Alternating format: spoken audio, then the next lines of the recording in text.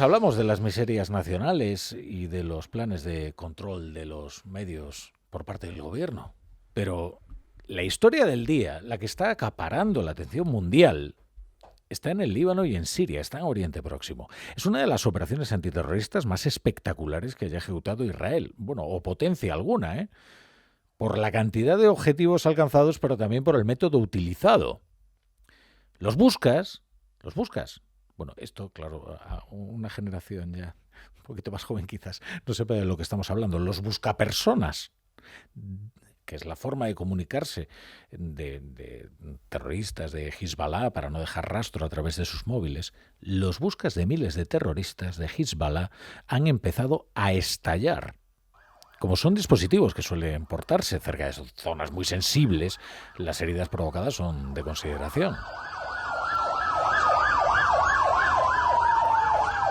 Estamos hablando de cifras elevadísimas, ¿eh? 2.850 heridos, 9 personas, 8 personas muertas. Israel había avisado de que estaba estudiando extender sus operaciones a Hezbollah, el temible ejército terrorista que opera en el sur del Líbano a las órdenes de Irán. Lo que no imaginaban los milicianos islamistas es que ellos mismos portaban en sus buscas la bomba con la que los atacarían.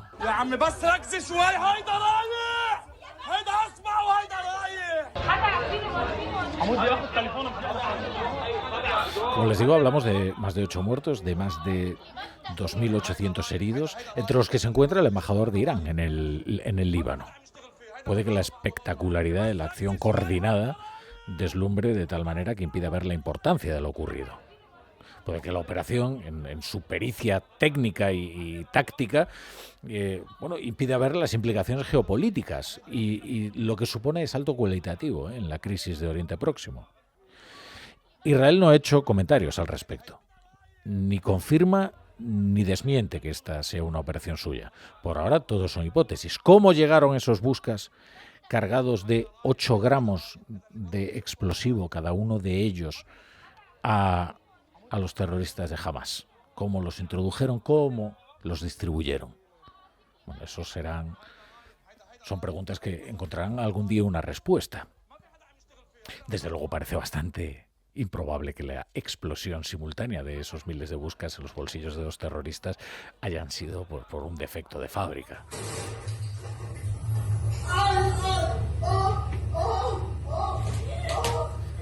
Verán ustedes, en las redes vídeos de uno de ellos en una frutería y de repente estalla.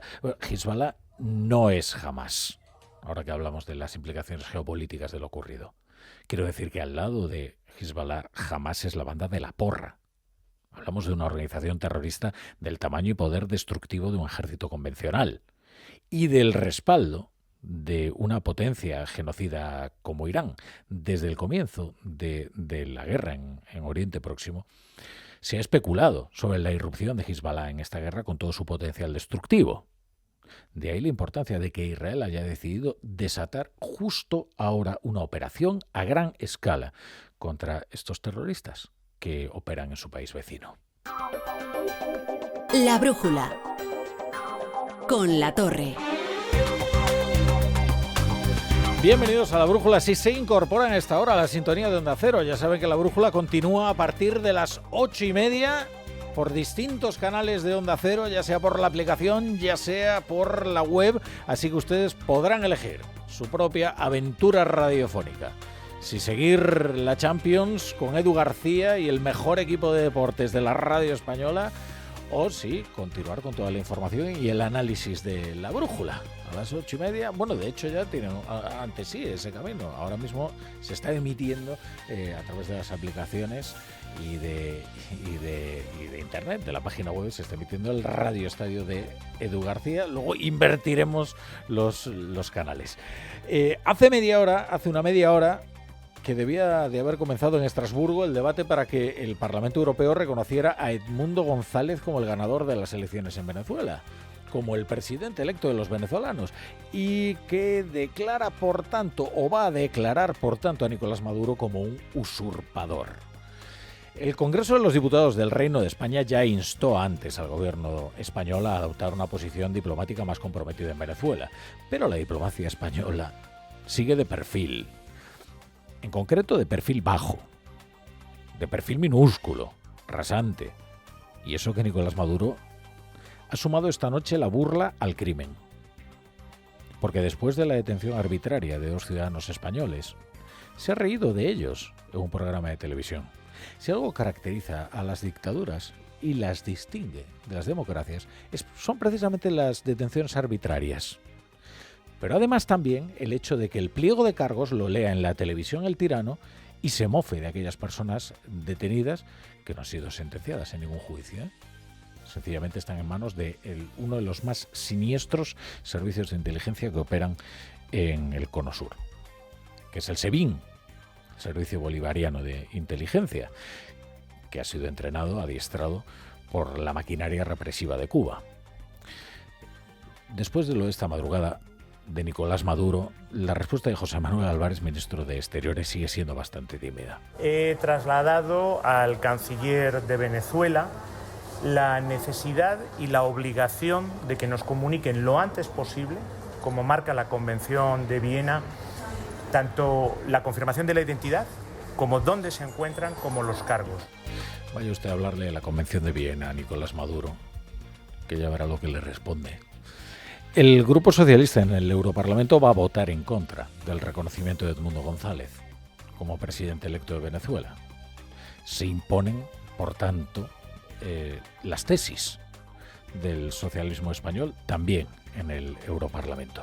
Y en cuanto a la política nacional, oigan, ha llegado el día esperado y el Consejo de Ministros ha presentado el Plan de Acción por la Democracia, el nombre es puro sarcasmo, que Pedro Sánchez empezó a concebir el día que imputaron a su mujer. Ni un día antes, porque la urgencia por sanear el ecosistema mediático despertó el día en que un juez imputó a Begoña Gómez. Y ni un día antes, porque Begoña Gómez es la zona sensible del Estado. Hasta que el presidente argentino no insultó a Begoña Gómez, bueno, no retiraron la embajadora en Buenos Aires. Ahí sigue el embajador en Caracas, Ya ven ustedes, la zona sensible del Estado. El origen de una iniciativa es fundamental para entender cuál es su intencionalidad. Y la intención de este plan de acción por la democracia de tan sarcástico nombre es desviar la responsabilidad. Y que no sea el gobierno quien dé explicaciones por sus escándalos de corrupción, sino que sean los medios los que den explicaciones por publicarlos o por difundirlos. Por eso no hay que perderse persiguiendo señuelos. Dicen que quieren desregular las injurias al rey. Es que todo es bastante vago, Este es un señuelo, igual que la ofensa de los sentimientos religiosos y la regulación de los debates. Son señuelos para tratar de acaparar la atención y secuestrar el debate. El plan del gobierno es una exposición de ideas y de propuestas, en la mayoría de casos sin concreción ni desarrollo, y que va a precisar de un sinfín de iniciativas parlamentarias para ir dándole forma. Y ojo que los partidos del gobierno están en minoría. Ahora bien, bajo toda esa hojarasca normativa hay una evidente voluntad de control, que se resume en esta frase cristalina, pronunciada por el ministro Ernest Urtasun tras el Consejo de Ministros. Y se aborda por primera vez en la historia de nuestro país la necesidad de hacer política mediática, algo que ningún gobierno anterior había abordado de frente y que la nueva Ley Europea de Libertad de Prensa nos brinda la oportunidad de hacer. La necesidad de hacer política mediática. ¿Qué necesidad es esa para un gobierno? Es que el ministro Bolaños es muy jesuítico como para que se le escuche un resumen o se le escape un resumen de una sinceridad tan desgarradora, pero para eso está el buen Urtasun, que él lo dice a las claras. Este gobierno va a hacer política mediática. Así que lo fundamental de este plan no está en los señuelos, sino en otro lado. No en las injurias al rey y en la ley Mordaza, sino en otro lado, en que el gobierno se arroga la autoridad de conceder las credenciales de lo que es un medio de comunicación, y que para tenerlos bien ordenaditos propone un registro que será tutelado por la Comisión Nacional del Mercado de la Competencia. Para ello se creará un registro de medios de comunicación en el que se disponga de la información pública sobre su propiedad y la inversión publicitaria que reciben.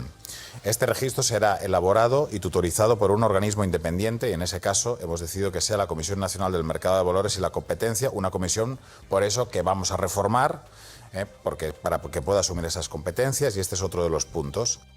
Claro, El respeto por la independencia de los órganos que deberían ser autónomos de este gobierno es perfectamente descriptible.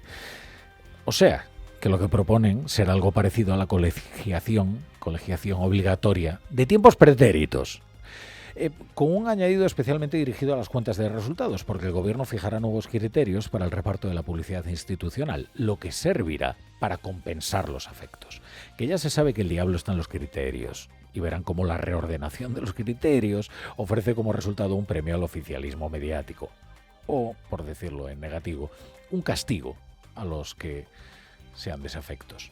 O sea, en el caso de que este conjunto de iniciativas prosperen en el trámite parlamentario, que eso está por ver, porque puede afectar a las biosferas mediáticas que los socios nacionalistas del gobierno han cuidado con tanto mimo durante décadas, el gobierno tendrá la prerrogativa de decir qué es o no un medio de comunicación, es decir, dónde reside o no la verdad. Un gobierno que ha maltratado la verdad, como este, ¿eh? Hoy el Senado ha albergado una sesión de control en la que las actividades privadas de Begoña Gómez han vuelto a tener su protagonismo. La pregunta es del senador popular Sanz Vitoria al ministro Bolaños. Señor ministro, ¿cuántos presidentes de gobierno democráticos con su mujer imputada por corrupción conoce que no hayan dimitido? Para la democracia española es una tragedia que el Partido Popular hoy le baile el agua a organizaciones ultraderechistas que presentan falacias como denuncias. Yo no sé cómo va a acabar el procedimiento judicial con la mujer del presidente, pero mire, en estos casos yo prefiero abrazarme a Séneca cuando decía que aquello que no prohíben las leyes puede prohibirlo la honestidad. ¿Y qué tiene que ver este intercambio senatorial con el plan de acción por la democracia del gobierno? Pues todo. Porque aquí se juntan varios acontecimientos inéditos. Lo más asombroso no es ya que el gobierno haya decidido emprender una política mediática decidida. Lo más asombroso, desde luego, es que precisamente cuando se encuentra asediado por varios escándalos de corrupción, el gobierno se proponga reformar asuntos que afectan a la libertad de prensa de una nación democrática. Prospere o no el plan, uno de sus objetivos no requiere siquiera de sanción parlamentaria, porque es tan sencillo como generar un clima de incredulidad, en el que las informaciones veraces se confundan con los bulos, de manera que no sea el gobierno quien tenga que responder por sus escándalos de corrupción, sino los medios de comunicación por publicarlos. En Onda Cero, La Brújula, Rafa La Torre.